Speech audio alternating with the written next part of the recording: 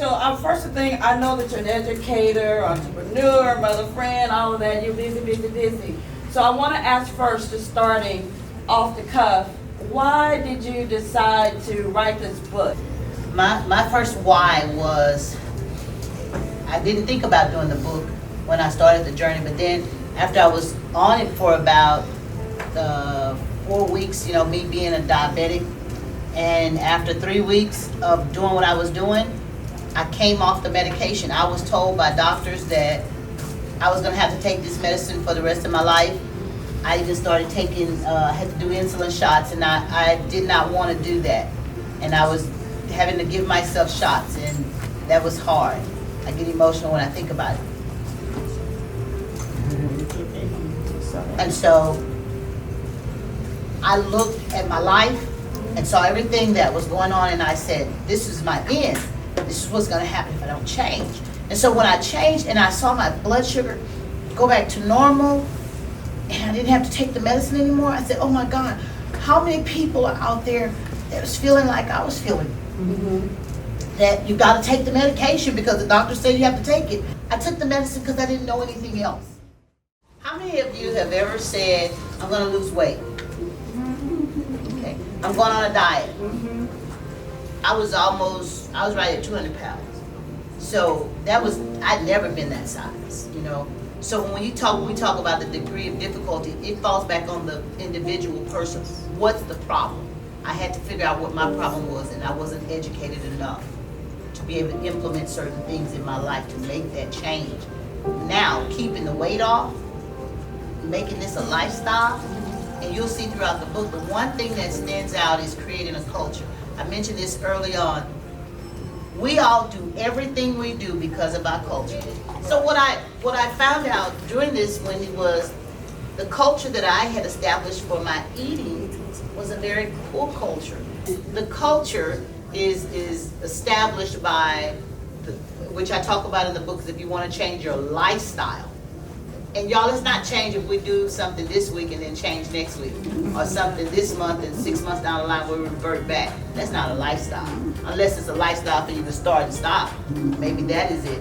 But if you really want to see change, I believe that you have to create a culture for that change. That means you've got to set new values, a new value system, because if the old one doesn't work and you keep doing it, you're going to keep getting the same result. So new values, new beliefs, that's the same thing, but new routines, and that's the biggest part of our challenge. I know for me it was new routines. Y'all remember when we was in school? Reach and touch the sky. Lean to the left, lean to the right. Turn this way, turn. I'm serious, y'all turn. Turn. Look up. Look down. Bend down. Back up. All right, take your seat. It's a reason for it. If we are so consumed with what we've always done, we're going to continue to get what we've always got. Good. And that is the truth about everything in life. Everything.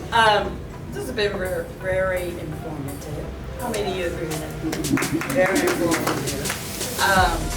I read the manuscript, and this book is really, really good. And I was telling Rachel, I said, I think this may help because a part of the book is a journal. It has a journal in it where she asks very definitive questions where you have to really think about it, thought-provoking questions. When we question ourselves, that's when we start to make the change. The process of changing your culture is asking yourself a question. So let's give Rachel a hand.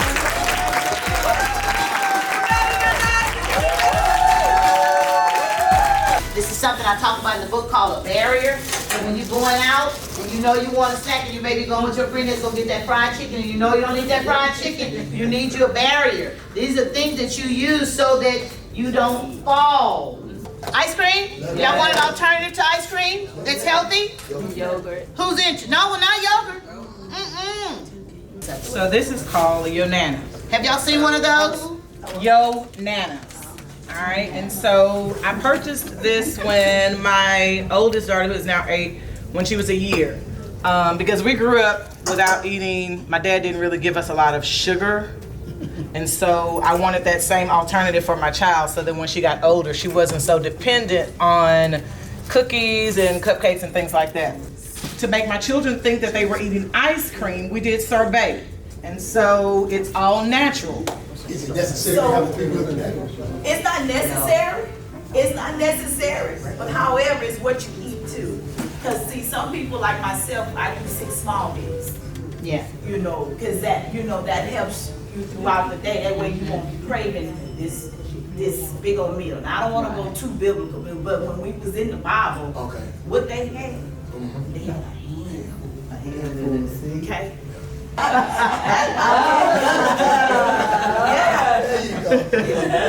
Yeah, because if you was raised with a family of 10, you knew what a handful was. And I'm not gonna talk about the medicine side because some of the medicine is making it worse for your other organs. Okay? And y'all see all these pop-up dialysis centers. Right. So everything we eat is full of salt. We gotta decrease the salt. And then that little jug sheet, can you hold that up for me? That's a miracle worker. Yeah. I know we want a famous pill, but if you drink water, That's good. it is a miracle. Put some water in your body. Every time she would post something on Facebook, I was like, wow, that looks amazing. Because I don't personally think I could go without meat. I am a meat eater. And when I saw Rachel doing it, I thought, wow, if she could get rid of the meat, why don't we just try it? Do cook at home. I swear it ends up being fun. And you just kind of put your own things together. You know what you like to eat and what you like. So just because your mom made it a certain way doesn't mean you have to, because there are things I do my mom did and there are things I've totally turned them all around. While you're decreasing your salt, you increase the garlic and the onions and the herbs that you put in it, and you'll still have flavor to it while you're in the process of decreasing your salt. Last month, my sister and her children went through a real transition. They're still going through it, but my sister lost her husband last month. And I'm saying this because my sister's here. I'm saying this because my sister hadn't stopped the beat. She picks up the phone. Well, you know, I'm thinking I'm encouraging her. She calls me, oh, Rachel, how you doing? How's the book coming? I mean, she's constantly on me, never missed a beat. She's always posting. If y'all on Facebook, she's posting for me. She's always doing it. She's always had it. They are such wonderful daughters. They really support me now. I'm grateful for